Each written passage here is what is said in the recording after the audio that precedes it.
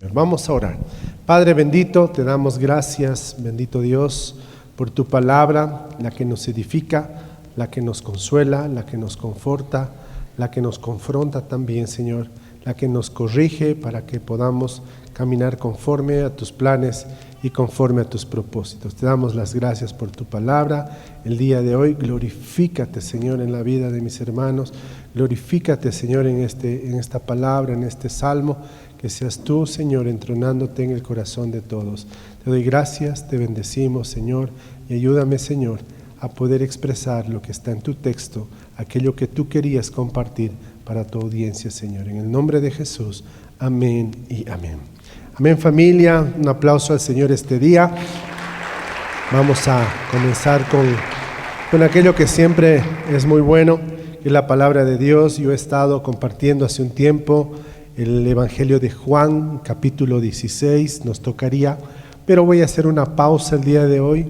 Quiero hacer una pausa para poder expresar este salmo, es el Salmo 30. Quiero que vayamos al texto, quiero que podamos ver y de estudiar este pasaje en total contexto para poder comprender qué es lo que Dios puso en el corazón de David, qué es lo que Dios inspiró a David para poder ser expresado, ¿sí? Vamos a leer de principio a fin. Salmo 30 dice: acción de gracias por haber sido librado de la muerte. Y dice: salmo cantado en la dedicación de la casa, salmo de David. Dice: te glorificaré, oh Jehová, porque tú, dice, me has exaltado, y no permitiste que mis enemigos se alegraran de mí. Jehová, Dios mío, a ti clamé y me sanaste. Oh Jehová, hiciste subir mi alma del Seol, me diste vida para que no descendiese a la sepultura. Dice: cantad a Jehová vosotros sus santos, y celebrad la memoria de su santidad, porque un momento será su ira, pero su favor dura toda la vida. Por la noche durará el lloro, y en la mañana vendrá la alegría. Y en mi prosperidad dije yo: no seré jamás conmovido. Porque tú, Jehová, con tu favor me afirmaste, como monte fuerte, escondiste tu rostro y fui turbado. A ti, oh Jehová, clamaré, y al Señor suplicaré. ¿Qué provecho hay en mi muerte cuando descienda a la sepultura? ¿Te alabará el polvo? ¿Anunciará tu verdad? Oye, oh Jehová, y ten misericordia de mí. Jehová, sé tú mi ayudador. Has cambiado mi lamento en baile. Desataste mi cilicio y me ceñiste de alegría. Por tanto, a ti cantaré, gloria mía, y no estaré callado. Jehová, Dios mío, te alabaré para siempre. Amén. Este salmo está dividido en 3 partes. Usualmente los salmos se los dividen en estrofas porque son cánticos, son poemas cantados. Lo hemos dividido en 3 partes para que pueda ser más comprensible el mensaje y podamos desarrollarlo. Hay un énfasis, y es el énfasis que es un cántico de alegría, que Dios lo que hace en su palabra y junto con David es quitarle ese cántico y poner un cántico a través de la salvación del corazón de David. El primer punto es glorificar a Dios por sus muchas bondades. El Salmo 30 del 1 al 5 dice: te glorificaré, oh Jehová, porque me has exaltado, y no permitiste que mis enemigos se alegraran de mí. Jehová, Dios mío, a ti clamé y me sanaste. Oh Jehová, hiciste subir mi alma del Seol, me diste vida para que no descendiese a la sepultura. Cantad a Jehová vosotros sus santos, y celebrad la memoria de su santidad, porque un momento será su ira, pero su favor dura toda la vida. Por la noche durará el lloro, y en la mañana vendrá la alegría. Quiero que vayamos un poquito al contexto histórico de lo que significa este salmo. David, y a un principio dice que David pone este salmo en su corazón para dedicar justo en la casa de Jehová. David había sido confirmado en su reinado. David había establecido un reinado fuerte y poderoso. Este reinado lo que hizo fue conquistar todos los reinos imaginables. Pudo conquistar a los filisteos, a los madianitas, pudo conquistar el territorio de Gad, donde se encontraban los gigantes, donde parte de uno de ellos era Goliat. David había conquistado todos los reinos que se podía imaginar, es decir, él podía mirar y extender su reino, y su reino era muy grande. ¿Qué pasa con David a partir de este momento, cuando él mira su reinado? Una de las cosas que David hace, y si vemos en Primera de Crónicas 21, si tú lo vas a leer, todo Crónicas empezando desde el 18, lo que David hace es, en su corazón, pone de censar al pueblo de Dios. Un censo que no era mandado por Dios. Era un censo que había puesto solamente David en su corazón, y por su propia negligencia y por su propio ego y su propia arrogancia es que él decide hacerlo. ¿Por qué decide hacer un censo y por qué cuán mal era un censo hacerlo? El censo no podía ser hecho porque lo que David quería saber era cuánto territorio había ganado y cuántos hombres había ganado como parte de su ejército. Él había mirado su gran poderío y él quería saber en su ego cuánto poderío había alcanzado. Y este es el problema de David. Es por eso que Dios empieza a confrontar a David, y en esa confrontación viene su general Joab le dice: mi rey, no puedes hacer censo, no está permitido que lo hagas. David aún así decide hacer el censo, y al hacerle el censo Dios se enoja, se molesta con David. El problema no fuera que fuera solamente castigado David por su pecado. El problema es que cuando Dios se enoja con David, castiga también al pueblo de Israel. Viene una peste, viene una enfermedad, y esa enfermedad lo que hace es que mata a 70,000 hombres. Dice, el ángel de Jehová, representado por nuestro Señor Jesucristo. Cuando tú leas el ángel de Jehová, usualmente está siendo representado por él. El ángel de Jehová había eliminado a 70,000 hombres. ¿Te imaginas? Un gran número. Y es aquí cuando David empieza a exclamar este salmo. Es cuando David empieza a recordar lo que había acontecido, y es por eso que él empieza a escribir este salmo. Y en el verso 1 del Salmo 30, él dice: te glorificaré, oh Dios, porque me has exaltado. ¿Cómo podemos entender la gloria de Dios? ¿Cómo entiendes tú la gloria de Dios? ¿Qué significa la gloria de Dios? La gloria de Dios significa que debemos glorificar sus atributos. Significa que debemos honrar lo que Él es. Y no solo podemos honrar, sino que el propósito, cuando tú y yo entendemos la gloria de Dios, es que debemos no solo ver la gloria, sino admirar la gloria, aceptar la gloria y exaltar la gloria de Dios. Nosotros debemos mirar la gloria de Dios para poder nosotros admirarnos de lo que Él es. Hay un ejemplo que ponían. Muchos admiran a jugadores como Messi, por ejemplo. Lo alaban, lo exaltan y le dan la gloria a Él por ser el mejor jugador. Pero saben, muchas veces nosotros dejamos de mirar y de exaltar y de engrandecer el nombre de Dios, reconociendo que Él es único y no hay nadie como Él. Amén. Él es único.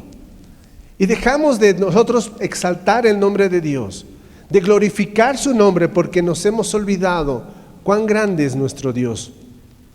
Y dejamos de mirar en ese peso específico que significa su grandeza y su poder. ¿Cuáles son sus atributos? Atributos como su amor, atributos en su misericordia, atributos que son comunicables en su bondad, en su paciencia. En esos atributos que nosotros también el día de hoy nos envolvemos como una gracia perfecta. Esos son los atributos de Dios. Y sobre todo nosotros debemos glorificar y debemos disfrutar su presencia. Eso significa sentir la gloria de Dios en nosotros. Amén. Sentimos su presencia, familia. Disfrutamos de su amor. Disfrutamos de su gracia. Una de las cosas que a veces impide que nosotros glorifiquemos a Dios es como cantábamos y como hablábamos en Eclesiastés.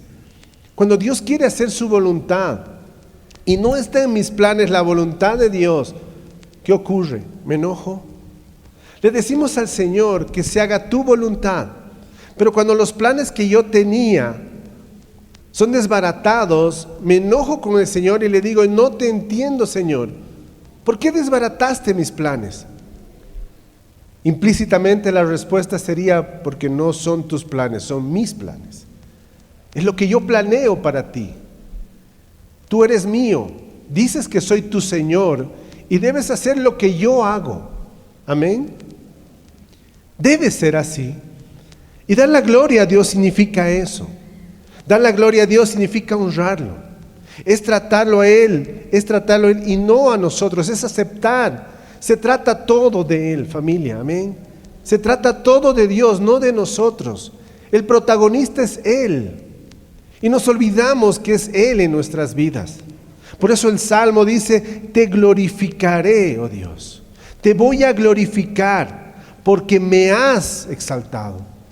Esta expresión de exaltación significa como salir de un lugar, salir de un pozo y ser levantado, salir de ese pozo y ser mostrado.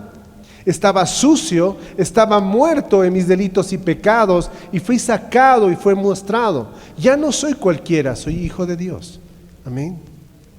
Por eso dice David, yo fui exaltado porque me sacaste de donde yo estaba. Por eso él dice exaltar y glorificar el nombre de Dios. En el verso 2 dice, Jehová Dios mío, a ti clamé y me sanaste. Se entiende que David estaba pasando seguramente algún problema físico. Y seguramente fue producto de la plaga que vino por la desobediencia de David. Y esta plaga lo que hizo fue ponerle problemas físicos a él, como a estos 70,000 hombres. Dios en su misericordia sana a David y David exclama y dice, Señor, te exalto porque tú me has sanado. Pero también quiero que miremos esa sanidad interna, una sanidad que definitivamente nosotros, ¿cuántos de nosotros estábamos muertos en esos delitos y pecados? Estábamos totalmente sucios y el Señor lo que hizo fue levantarnos, limpiarnos, sanarnos. Nos dio una nueva esperanza, nos sanó de esa vida, nos sanó y nos rescató de la muerte. Amén. Nos sanó de todo eso. Podemos ver la mano de Jesús en todo esto. Podemos ver a ese Jesús que viene, que sana y liberta a todo aquel que necesita de esa sanidad. Más que una sanidad física, se refiere a una sanidad del alma. Éxodo 15:26 refleja esto y dice, y dijo, si oyeres atentamente la voz de Jehová tu Dios, e hicieres lo recto delante de sus ojos, y dieres oído a sus mandamientos, y guardares todos sus estatutos, ninguna enfermedad de los que envié a los egipcios te enviaré a ti, porque yo soy Jehová, dice que tu sanador. Amén. El pueblo de Israel fue rescatado de esas plagas, fue liberado de todo aquello. Nunca cayó nada sobre ellos, pero aún así su corazón estaba desviado, su corazón estaba estaba mirando las circunstancias y no miraban al que estaba liberando. Como muchas veces ocurre, cuando el Señor repartió los panes y los peces, ese pueblo de más de 5,000 en una ocasión y en una segunda ocasión más de 4,000, estas personas, muchas de ellas, cuando llegaron al momento de la crucifixión, dijeron, crucifícale, crucifícale. ¿Qué es lo que pasa?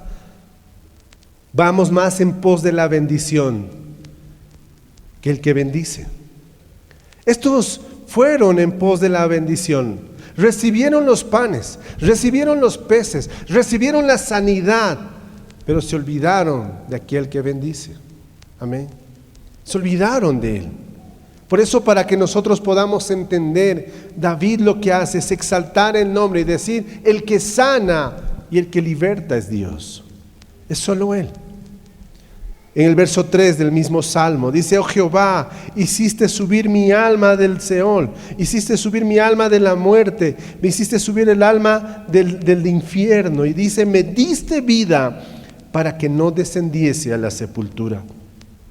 Nosotros, vuelvo a decirte, como dice Efesios en el capítulo 2, estuvimos muertos en nuestros delitos y pecados. Y lo que el Señor hizo fue levantarnos, nos sacó de esa sepultura, nos libró del infierno y nos puso en un lugar especial. Amén. Nos puso en este lugar. Y dice el Salmo 71, 19 al 20. Dice: y tu justicia, oh Dios, hasta lo excelso.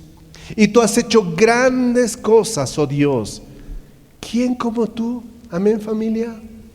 ¿Quién como nuestro Dios?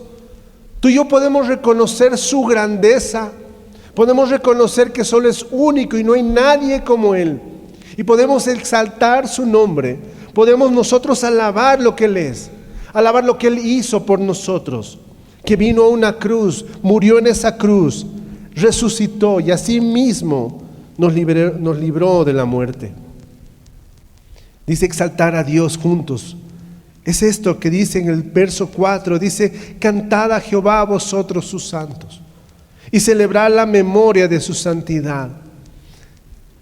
No sé tú, pero cuando me convertí, así como cuando vinieron este domingo pasado los que fueron a ese encuentro, y vinieron gozosos, alegres, cantaron, entendieron la salvación, entendieron que estaban muertos y ahora están vivos, y reconocen que han sido librados de esa carga, de esa mochila gigante que tenían en sus hombros, y fueron liberados y pueden exaltar el nombre de Dios y entender que han sido sanados, han sido liberados de la muerte.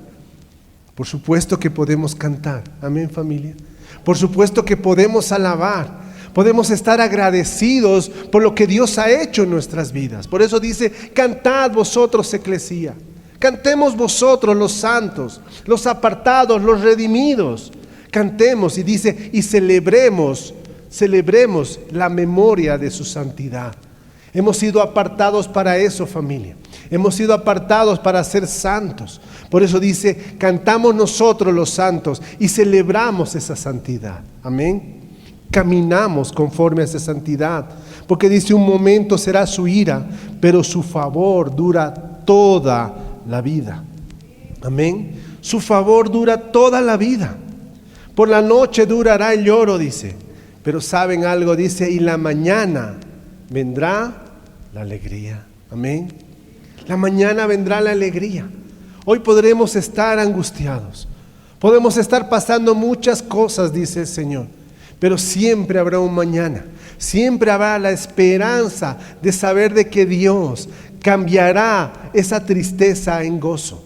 Cambiará y transformará las circunstancias de nuestras vidas. Amén, familia.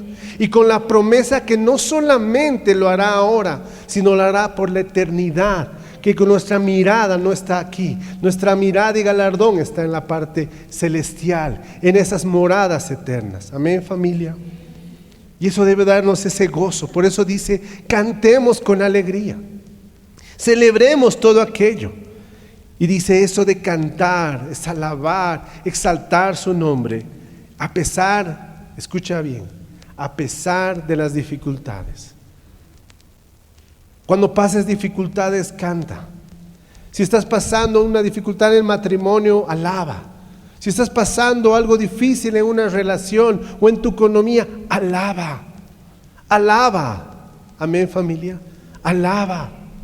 Canta al Señor, porque Él redimirá, Él transformará todo aquello. Juan 16, en el verso 20 y 22. Esto lo vamos a estudiar cuando Dios permita que podamos continuar esta serie de mensajes del aposento alto. Pero dice aquí, Juan 16, en el capítulo 16, versos 20, dice: de cierto os digo, que vosotros lloraréis y lamentaréis, y el mundo se alegrará. ¿Cuántas veces nosotros estamos pasando dificultades y hay personas que se alegran de nuestras dificultades? Pero dice el Señor, ellos se alegrarán, pero dice, aunque vosotros estéis tristes, vuestra tristeza dice que se convertirá en gozo. Y pone una ilustración maravillosa como solo Él, el maestro de maestros, el predicador de predicadores lo hace. Y dice como la mujer cuando da a luz, tiene dolores, porque ha llegado su hora. Pero después que ha dado a luz un niño, ya no se acuerda de la angustia, por el gozo de que haya nacido un hombre en el mundo. ¡Cuánta verdad, familia! ¿Sí o no? Mamás, las que son mamás, no importa el dolor y el sacrificio de un parto, pero cuando viene ese bebé y está en tus brazos, es un gozo y una alegría. Amén. Es un gozo, una dicha de saber y de tener, y es lo mismo, es la misma expresión. Dice, no importa el dolor es por alguna razón. Hay alguna razón por la cual el Señor permite que pasemos muchas cosas. Pero después de esto que estás pasando, después de aquello vendrá un mañana distinto. Habrá una esperanza y ese llanto se convertirá en gozo. Amén, familia. Se convertirá en ese gozo placentero, en ese gozo especial. Y ya no habrá más tristeza. Dice, también vosotros ahora tenéis tristeza, pero os volveré a ver y se gozará vuestro corazón y nadie os quitará, dice que, vuestro gozo. Amén. Nadie nos quitará ese gozo. Amén, familia. No te gozas por eso, no le das un aplauso al Señor. Nada ni nadie te quitará ese gozo, familia. La segunda parte del mensaje, la disciplina de Dios ante la arrogancia. El verso 6 del mismo Salmo, dice, mi prosperidad dije yo, no seré jamás conmovido, porque tú, Jehová, con tu favor me afirmaste como monte fuerte. Escondiste tu rostro y fui turbado. A ti, oh Jehová, clamaré, y al Señor suplicaré. ¿Qué provecho hay en mi muerte cuando descienda a la sepultura? ¿Te alabará el polvo? Dice, anunciará tu verdad. Oye, oh Jehová, y ten misericordia de mí. Jehová, sé tú mi ayudador. Esta segunda parte comienza en el verso 6. Y dice, mi prosperidad dije yo, seré jamás conmovido. Mira la arrogancia de David.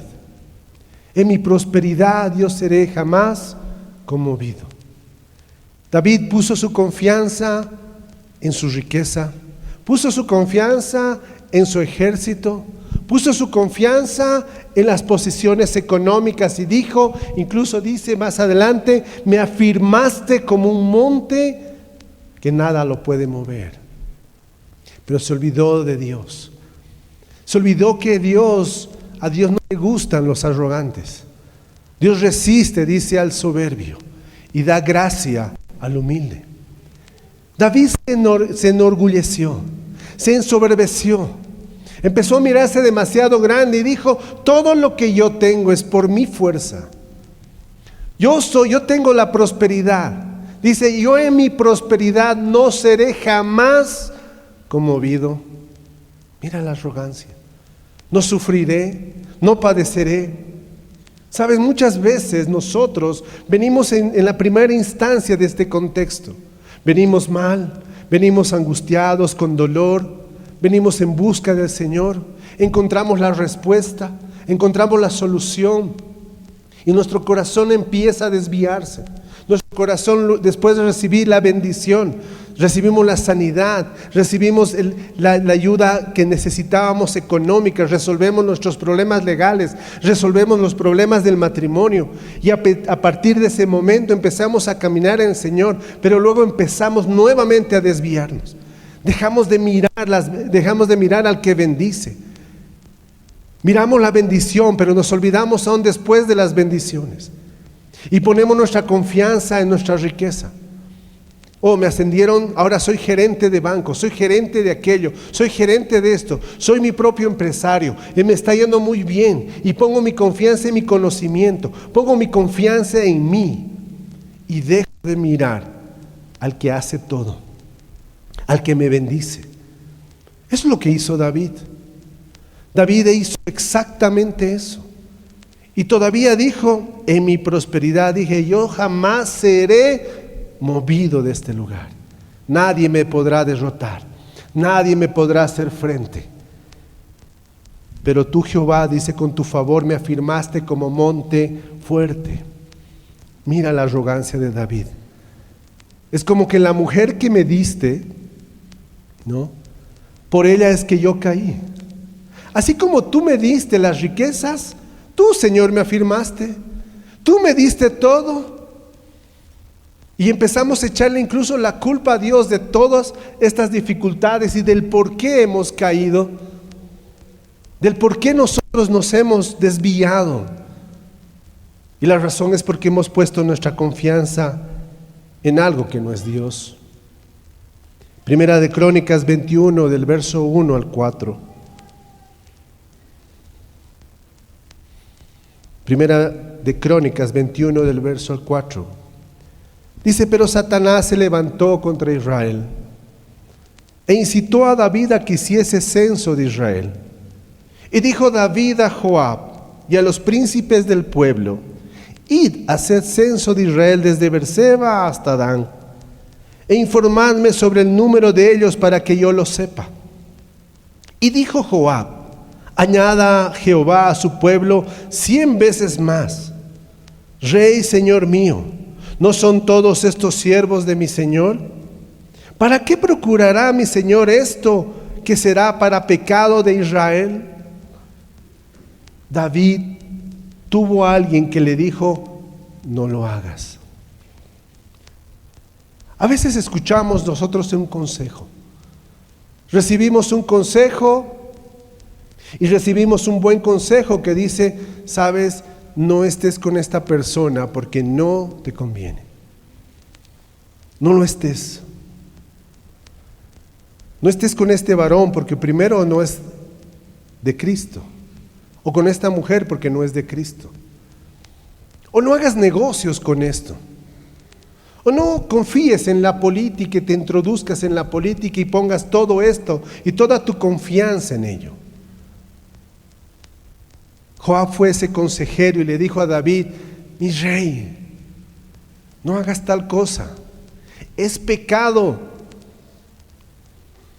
Es pecado. No lo hagas. Y a veces escuchamos el consejo, pero en realidad no lo escuchamos, no lo aceptamos porque no está alineado, ¿sí? No está alineado a lo que yo quiero, no está alineado a mi voluntad. Yo quiero hacer mi voluntad, no lo que me están diciendo.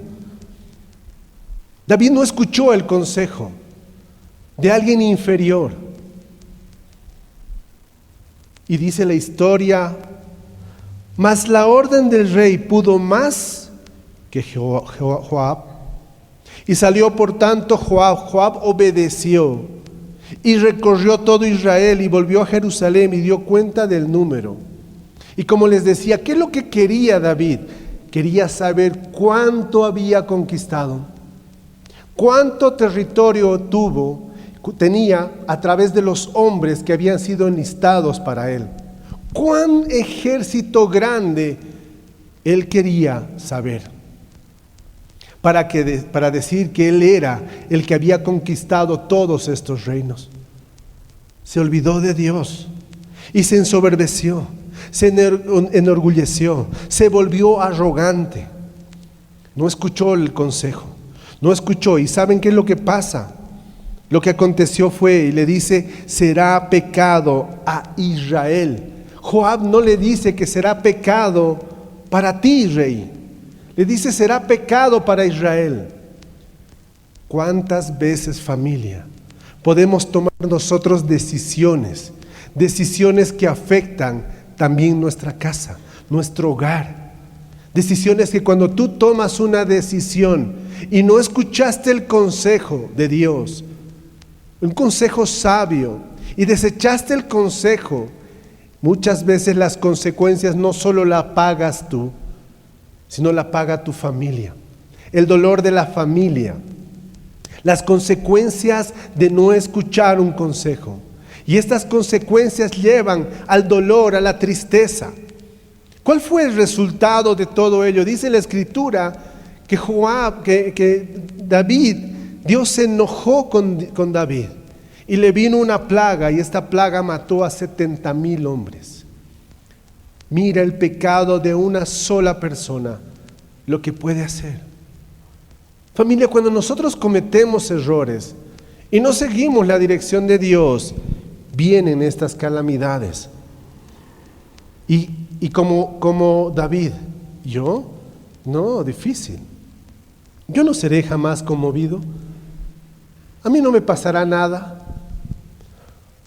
La Escritura menciona en Deuteronomio 17, de los versos 15 al 17, cuál era la instrucción de parte de Dios en relación de las riquezas o de la posición que debía tener un rey. Dice en el 15: ciertamente pondrás por rey sobre ti al que Jehová tu Dios escogiere. De entre tus hermanos pondrás rey sobre ti. No podrás poner sobre ti a hombre extranjero que no sea tu hermano. Pero él, dice, el rey, no aumentará para sí caballos. No habrá volver al pueblo a Egipto con el fin de aumentar caballos.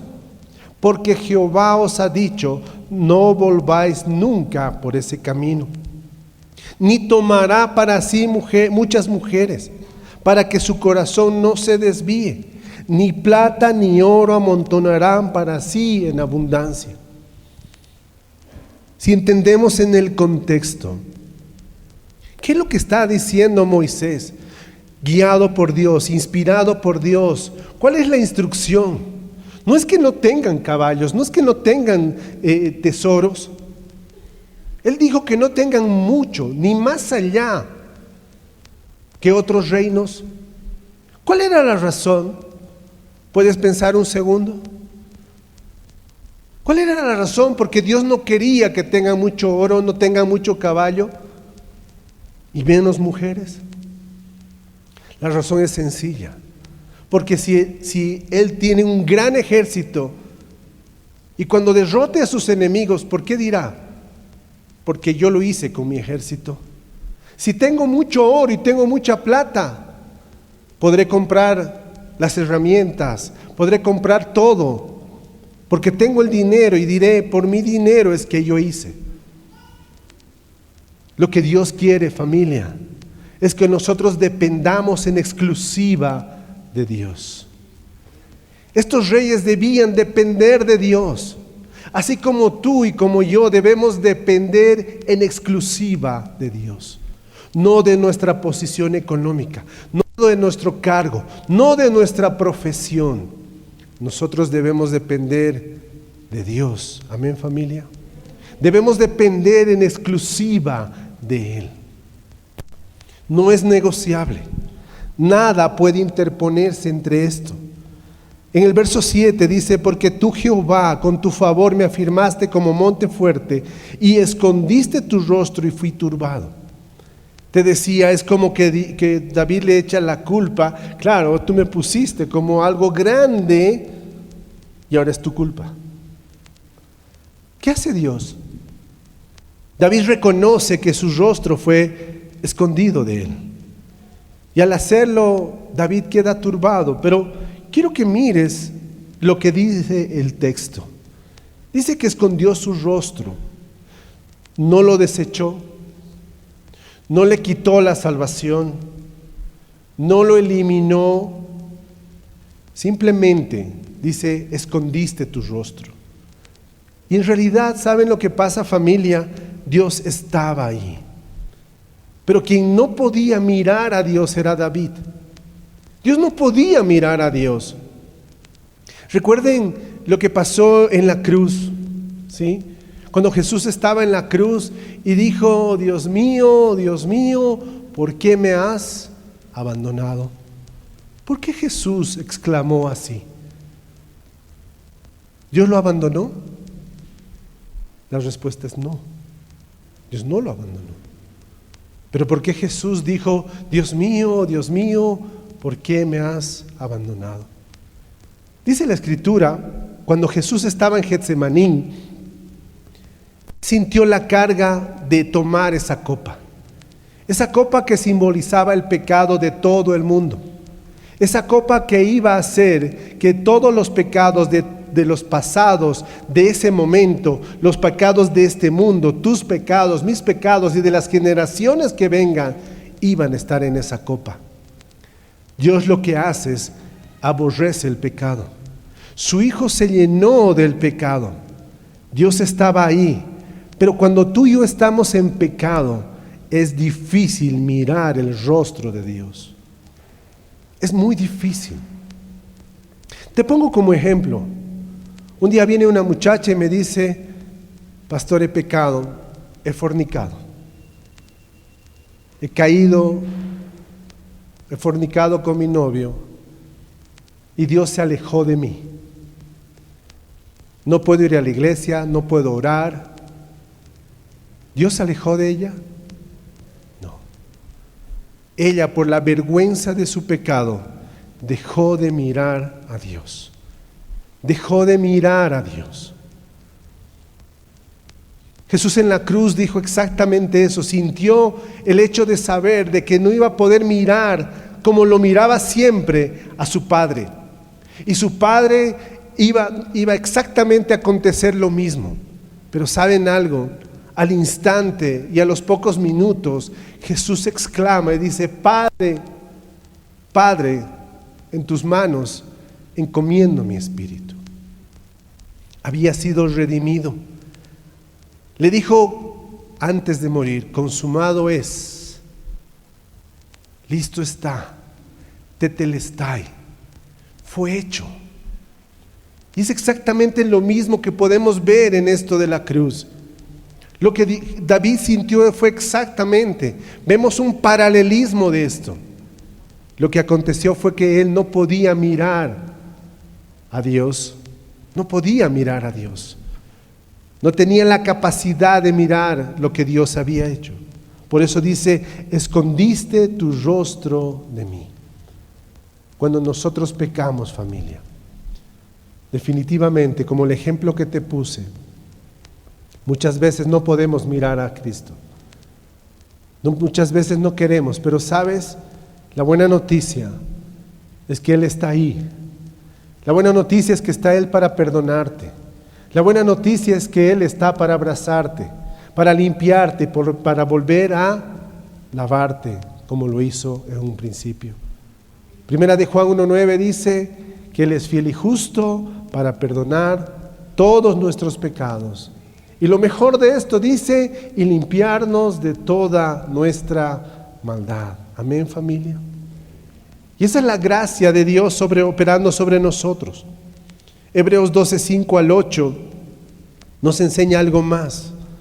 David entró en esto de ser turbado, en esto de no sentir la presencia de Dios.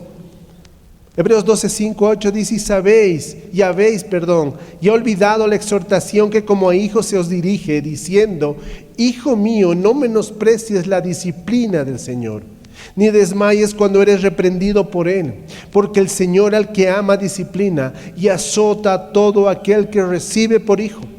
Si soportáis la disciplina, Dios os trata como a hijos. ¿Por qué? ¿Qué hijo es aquel a quien el Padre no disciplina?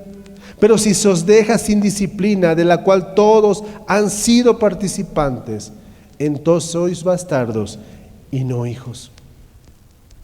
Así como David recibió su disciplina, recibió su corrección. Cuando nosotros nos arrepentimos y podemos estar pasando tiempos de disciplina, debemos nosotros entender que esa disciplina produce una santidad en nosotros. Amén. Te lo vuelvo a decir. Esa disciplina produce santidad en nosotros. Nos aleja del pecado. Nos tiene siempre tendidos. Nos tiene siempre en busca de su rostro. Nos tiene siempre buscando una respuesta. Porque Él es Padre y Él está atento a todas nuestras oraciones. Porque después de la disciplina, después de todo esto viene el clamor. Dice el verso 8, dice: a ti, oh Jehová, Salmo 30, verso 8, si te perdiste por ahí, no estás durmiendo, ¿no? No. A ti, oh Jehová, dice, clamaré, y al Señor suplicaré. Esto demuestra la genuina conversión de David. Reconoce lo que Dios ha hecho en él en la primera parte. Reconoce también que es Dios quien lo somete a una disciplina por su arrogancia. Reconoce y acepta el castigo. Reconoce y acepta la disciplina. Reconoce y acepta que es Dios moviéndose para cambiar ese corazón. Lo reconoce. Y por eso, a veces cuando nosotros pasamos muchas cosas, y hay hermanos que se enojan, dicen: mejor me iba en el mundo que acá. Dejo esta vida, dejo a la iglesia y prefiero volver al mundo porque la pasaba mejor allá. No tenía tantas dificultades como aquí. Lo que Dios hace es probar nuestro corazón, porque somos sus hijos, familia. Amén. Y dice: a ti, pero solo a ti Señor. Vemos acá a Jesús, dice: y al Señor Adonai suplicaré. Solo a Él suplicaré. Y viene algo un poquito más de su arrogancia. Y dice: ¿qué provecho hay en mi muerte cuando descienda a la sepultura? ¿Te alabará el polvo? ¿Anunciará la verdad? Mira, David, aún todavía tu corazón. ¿Cómo nos identificamos con esto, verdad? Le está diciendo: Dios, ¿quién va a ser tu rey? Yo soy el mejor rey. ¿Quién va a proclamar ahora tu palabra si me matas? Si me llevas a la sepultura. Si soy polvo, ¿acaso el polvo va a predicar? ¿Cuál es la respuesta? Sí. Aun si las piedras pueden proclamar el evangelio, ¿sí o no? Aún el polvo puede proclamar el evangelio. La respuesta de Dios es: yo no los necesito. Ustedes me necesitan. Ustedes son los que me necesitan. Yo no los necesito. David acá como que: ¿qué provecho? Si me muero, Señor, pierdes tú. En otras palabras, ¿verdad? Si tú lees entre líneas un poquito el texto, pierdes tú, Señor. Pero mira lo que pasa con él. Reconoce. Y en Primera de Crónicas 28,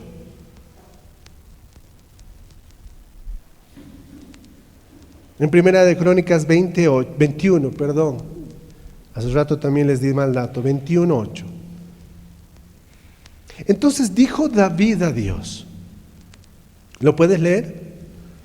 He pecado gravemente al hacer esto. ¿Qué dice? Te ruego que quites el pecado, la iniquidad de tu siervo, porque he hecho, ¿qué dice? Locamente. ¿Cuántas veces nosotros actuamos así? Sin control, sin dominio propio. Hacemos y decimos cosas que después dañan a las personas, dañan aún nuestra relación con Dios. David reconoce, dice: he hecho locamente, Señor. No sé qué me pasó. No debí hacer este censo. No debí nunca hacer el censo. Vino Joab, me dijo que no lo hiciera, pero aún así, Dios, fui desobediente y he actuado muy mal. Esto es un genuino arrepentimiento de lo que muestra David. David no oculta su pecado, pero tampoco oculta su condición miserable de pecador para buscar al que redime, al que sana y al que exalta. Amén, familia. Lo hace. Y asimismo, lo que Dios hace es redimir. Porque en el verso 10 dice: oye, oh Jehová, ten misericordia de mí. Jehová, sé tú mi ayudador. David mismo escribió que las misericordias de Dios son grandes, que los atributos de Dios son maravillosos y preciosos. Y ese mensaje es para nosotros igual. Las misericordias de Dios se renuevan cada mañana. Esto nos lleva a la tercera parte de este mensaje, la alabanza por la restauración.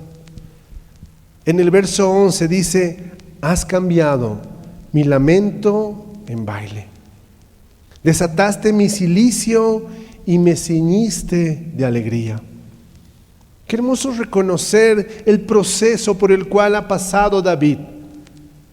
En esta parte, en estos dos últimos versos, David entiende que ha sido perdonado, ha sido amado, ha sido restaurado, y la acción a ese amor, la acción a sentir esta redención, es que empieza a cantar, empieza a alabar. Amén, familia.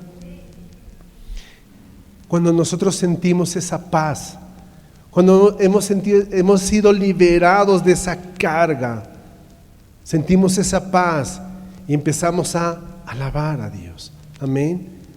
Empezamos a exaltar, a ser agradecidos. ¿Por qué hemos venido a esta casa? Para alabar a Dios. Porque reconocemos lo pecadores que somos y que necesitamos de su gracia y que necesitamos de su amor. Amén. Por eso nosotros alabamos, dice a Él. Desataste mi cilicio. El cilicio era una manera de mostrar su dolor, su luto, las consecuencias del pecado. Ellos venían, se ponían esas cenizas en la cabeza y caminaban por las calles. Y la gente miraba y decía: este está pagando algo. Y Él se ciñó, dice, se puso ese cilicio. Pero a la misma manera, dice, se puso un cinto, se ciñó, se vistió y cambió ese lamento, dice, en alegría. Cambió ese lamento en alegría, en gozo, familia. Y esta es la esperanza para ti y para mí. Espero que tú puedas ver al Mesías en esto. Cuando Él dice que nosotros igualmente, cuando venimos a Él, Él cambia y transforma nuestro lamento en alegría. Que no importa lo que estemos pasando, Él transforma esa tristeza en algo maravilloso. Amén, familia. ¿No le das un aplauso al Señor por eso? Quiero que te pongas de pie. Quiero que te pongas de pie, por favor. El verso 12 dice: por tanto. Esta es su resolución, es su conclusión. Y es una conclusión que tú y yo debemos llegar, familia. Amén. Es una conclusión que tú y yo debemos permanecer. Debemos decir exactamente lo mismo. Por tanto, Señor, he estado pasando dificultades, mi salud, mi economía, la situación en la cual está viviendo el país, la incertidumbre. Señor, tú tienes el control de todo. Amén. Tú tienes ese control. Y a ti cantaré, dice. Amén. Gloria mía. Y dice algo hermoso: y no estaré callado. Familia, no podemos permanecer callados. Yo recuerdo mi conversión. El día que me convertí fue en marzo del 2010. A partir de ese momento, con los amigos borrachines que me reunía, empecé a predicarles el Evangelio. Empecé a anunciarles la verdad. Y aunque ellos empezaron a rechazarlos, muchos de ellos, gracias a Dios, algunos están con nosotros aquí en la iglesia. Algunos amigos que estaban igual que yo, muerto en mis pecados y en mis delitos. Esos vinieron. Pero tengo muchos, la mayoría todavía, que sigue vagando en el mundo. Pero una de las cosas que pasa cuando venimos al Señor es exactamente eso. Es contar lo que el Señor hace en nosotros, ¿verdad, familia? Contamos lo que Dios hace por nosotros, lo que hace a través de nosotros también, y lo que hace por nosotros. cómo me sanó, cómo restauró mi hogar, mi familia, un hogar que se iba a destruir. Hoy tengo mi esposa, mis hijos y a través de ello mis nietos y puedo decir gloria a Dios. Amén. Y seguro tu testimonio es igual. Por eso nosotros hemos venido y venimos a cantar, a alabar, a entender. Y que si estamos en pecado, también tenemos la respuesta a ese pecado. Y la respuesta es arrepentimiento. La respuesta es ir a Él, ir en pos de Él. Y siempre habrá alguien que estará al lado tuyo para hablarte. Por eso dice, no estaré callado. Contaré lo que tú haces en mi vida. Amén. Jehová Dios mío, concluye el Salmo y dice, te alabaré para siempre. Cuánta verdad, familia. Porque nosotros hoy acá hemos venido a alabar. Hoy acá hemos venido a exaltar. Pero cuando nos vayamos a la presencia del Padre, seguiremos alabando para siempre. Amén. Seguiremos haciéndolo, familia. Seguiremos alabando a nuestro Creador, porque para eso hemos nacido, para alabar a nuestro Señor. Este salmo es el fruto del dolor de un siervo, que por su pecado fue conmovido y también fue disciplinado. Pero asimismo, Dios restauró a David, poniendo gozo y alabanza en su boca. Es un salmo de esperanza. Es un salmo que nos ayuda a comprender que a pesar de lo mal y equivocado que muchas veces actuamos y obramos, hay un Dios esperando por nosotros para redimirnos. Hay un Dios esperando por nosotros para salvarnos, familia. Si tú te arrepientes de tus pecados, dice Él es fiel y justo para perdonarte y limpiarte de toda maldad. Amén.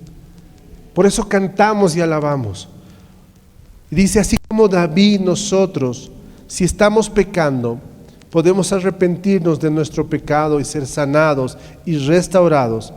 Y al ser sanados podemos cantar con alegría y contar lo que Dios ha hecho y sigue haciendo en nuestras vidas. Amén. El arrepentimiento genuino nos lleva a la salvación. Amén. A la restauración. Y aunque a veces no podemos cambiar las circunstancias, podemos caminar en paz. Podemos caminar en alegría, en gozo. Y aunque, así como tú, mi familia, pasando pruebas muy complicadas, la salud de mi esposa, en la economía, en tantas cosas, hemos sido golpeados hace más de 2 años. Pero saben, estamos de pie, alabando, bendiciendo, exaltando el nombre de Dios. Tú y yo juntos debemos hacerlo. Amén, familia. Así que este día vamos a despedirnos cantando, alabando, ¿sí? Cantando, cambiando eso por un gozo y alegría. Amén. Cantemos, familia.